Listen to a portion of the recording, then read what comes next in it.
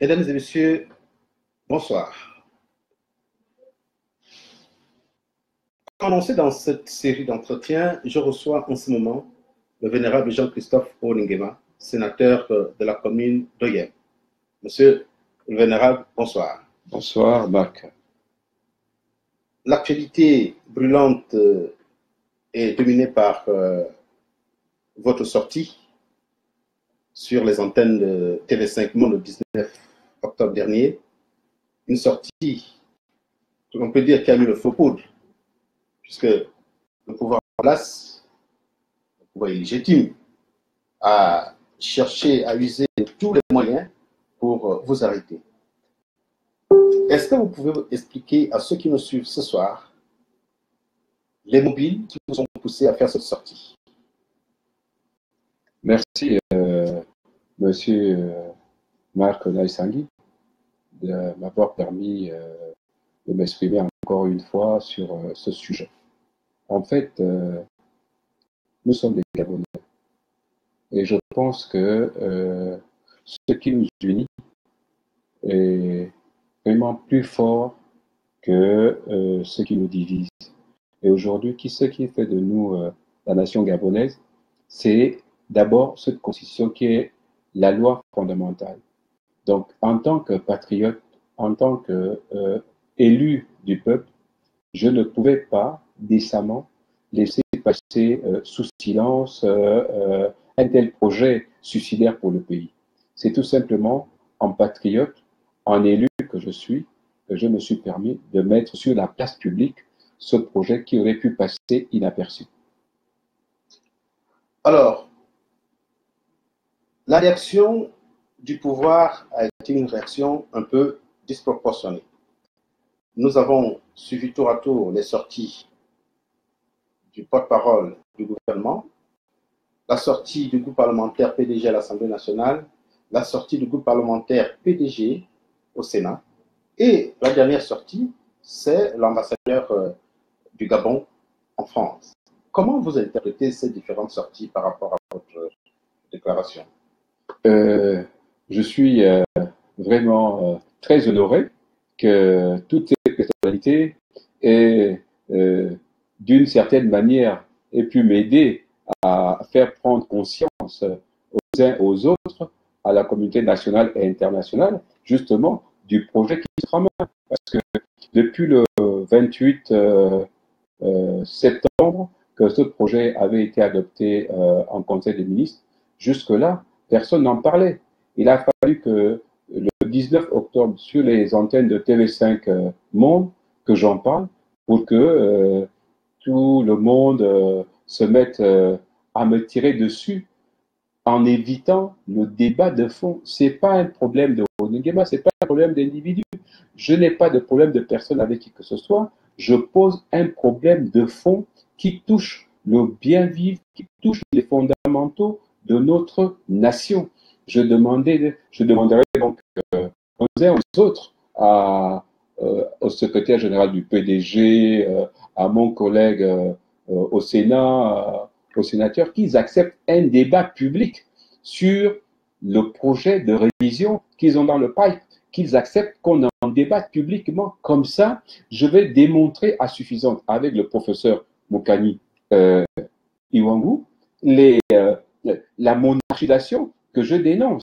Parce que quand aujourd'hui on dénie le droit de grève aux enseignants, quand aujourd'hui on supprime l'âge qui a été fixé à 40 ans pour être candidat à la présidence de la République, quand aujourd'hui on demande à ce que le Premier ministre, les commandants de forces de sécurité et la haute administration fassent allégeance à un monarque, ça veut dire décemment que nous sommes en pleine monarchie.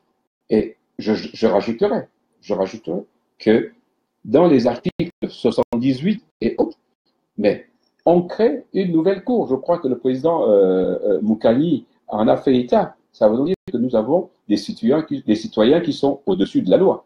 C'est inacceptable. Et vous avez reçu une convocation vous pouvez édifier l'opinion. Comment on peut arriver à envoyer une simple convocation à un élu local, à un sénateur, et de surcroît vice-président de l'Assemblée nationale, sans pour autant avoir assisté à ce qu'on appelle la levée d'immunité parlementaire. Comment vous pouvez l'expliquer? Justement, Marc, ça prouve à suffisance que nous sommes dans un état de non-droit. Je n'ose pas dire plus. Parce que vous voyez, si vous avez là un procureur de première instance qui se permet d'interpeller ou de convoquer un sénateur qui est couvert par la Constitution. C'est pour ça que je refuse, moi, de faire partie de ceux-là qui bradent la République. Je refuse, moi, de cautionner la violation des lois de la République. Je suis un citoyen comme tout autre. S'il arrive que je commets un délit, une infraction, je suis prêt à en répondre, mais pourvu que ce soit dans les normes. Parce que quand on viole la loi en se faisant passer pour le plus fort parce que nous disposons de la force publique, je dis non, il y a erreur. Nous sommes une république a des lois. Donc, si j'ai posé un acte, quel est cet acte? Je suis un parlementaire.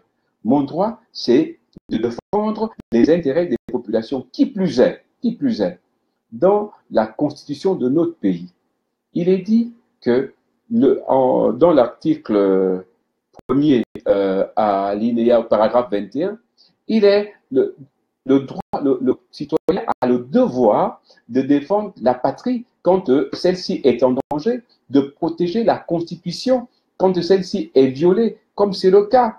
Je demande donc à nos amis de pouvoir se ressaisir, que ça ne sert à rien de mener une cabale contre Jean-Christophe Orono-Nguema. Je dis et je persiste que je n'accepterai pas la monarchisation de mon pays.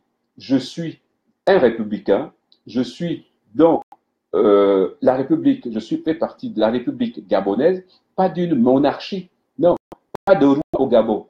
Nous avons déjà un président de la République qui a déjà suffisamment de pouvoir, qui est pratiquement un monarque sans le dire.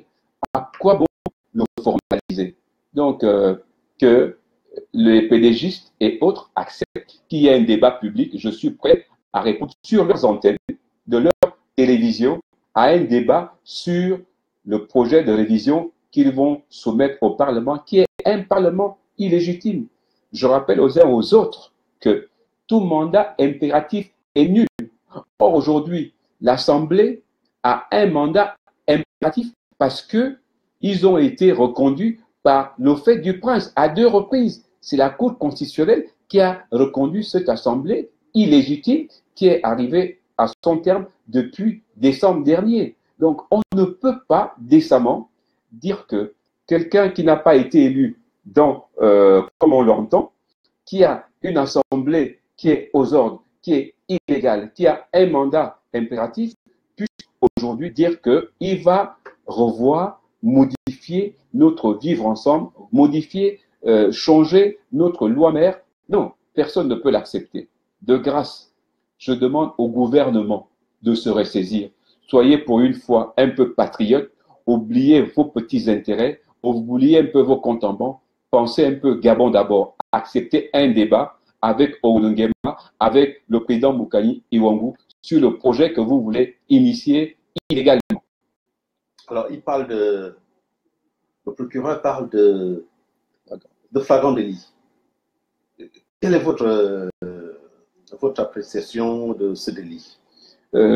Avant de parler de flagrance, qu'ils établissent d'abord le délit, qu'ils me disent quel délit un parlementaire que je suis, qui plus est vice-président du Sénat, j'ai commis en dénonçant la révision de la Constitution et en demandant au peuple gabonais de descendre dans la rue pour protéger leur Constitution, ce droit qui nous est donné par notre Constitution, qu'ils me disent de délit.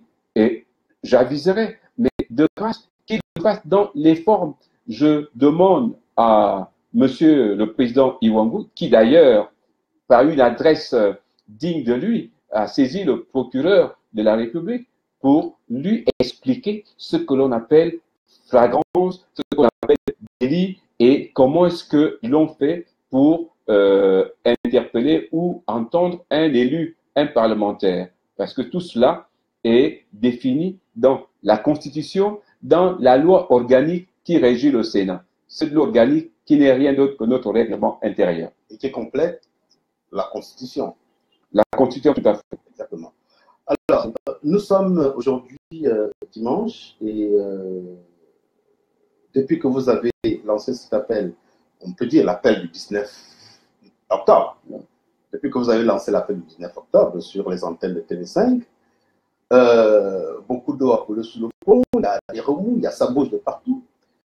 Jusqu'où êtes-vous capable d'aller? Je suis décidé, avec le président Iwangou, à faire en sorte que le patriote gabonais, le citoyen gabonais, défende sa constitution.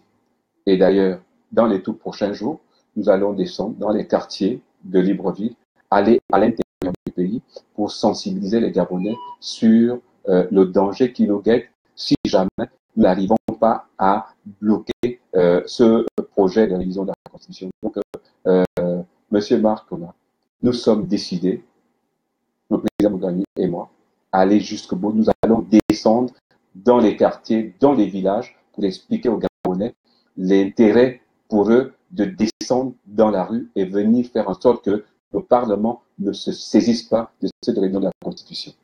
Vous avez refusé de répondre à la convocation de la DGR. Qu'est-ce que vous risquez au quotidien? Aujourd'hui, ce que je déplore, c'est que je suis suivi par les éléments de la DGR, on encercle ma maison, tous mes déplacements, on essaie de m'intimider. Je suis un citoyen, je suis vice-président du Sénat. On sait où je loge, où je vis, où j'habite, on sait où je travaille, mais faites les choses dans les normes et au Nguema, Jean-Christophe se présentera. Je dis au peuple gabonais, je dis à tous les Gabonais, que s'il m'arrive quelque chose aujourd'hui, sachez que ce sera un coup qui sera monté par le pouvoir. Parce que j'estime que si à mon niveau, en tant que parlementaire, en tant que vice-président du Sénat, la DGR se comporte comme des tontons macoutes, je suis vraiment désolé, mais il faut que ça s'arrête. Il faut que ça s'arrête. Où nous sommes un État de droit, où nous sommes un État voyou, auquel cas, je n'ai rien d'autre à opposer aux forces de l'ordre. Je leur disais totalement que je ne me rendrai pas, qu'ils viennent me prendre de force. Et le monde entier saura que le Gabon est un État voyou. C'est tout ça. Vous avez animé une conférence de presse avec le président Iwangou. Vous vous êtes rendu au domicile du président Jean Ping. Vous avez été à la délégation de l'Union européenne au Gabon. Est-ce que, pour ceux qui nous regardent, vous pouvez nous expliquer ce qui motive cette tournée? Je voudrais, avec cette démarche, nous avons voulu faire en sorte que l'opinion nationale et internationale, les organismes internationaux soient édifiés par ce qui se passe chez nous. J'ai rencontré l'ambassadeur des États-Unis dans l'Amérique au Gabon. Je lui ai expliqué la situation. Je lui ai remis le projet Kerley. Nous sommes allés à la délégation de l'Union européenne faire de même. Le professeur Moukani Iwangou a eu à expliquer en détail les points saillants sur lesquels nous nous battons pour que cette révision ne soit pas faite. Et nous attendons la suite et nous savons que nos interlocuteurs ont pris à bon compte tous les éléments que nous avons versés à ce dossier, étant entendu, comme vous le savez, que le Gabon est en ce moment en dialogue intensifié avec l'Union européenne et là encore, vous avez un cas flagrant de violation des droits de l'homme. Que